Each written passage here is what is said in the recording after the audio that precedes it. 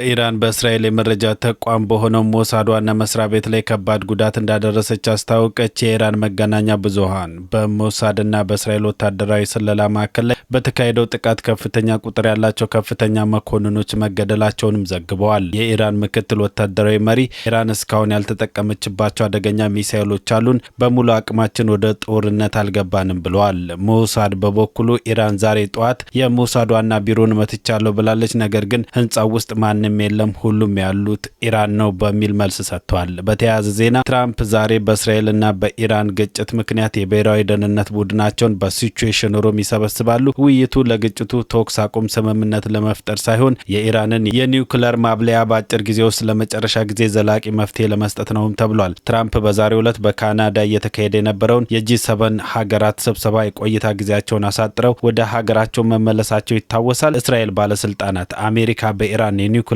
ማበልጸጊያ ቦታዎች ላይ ጥቃት ትፈጽማለች ብለው ያምናሉ።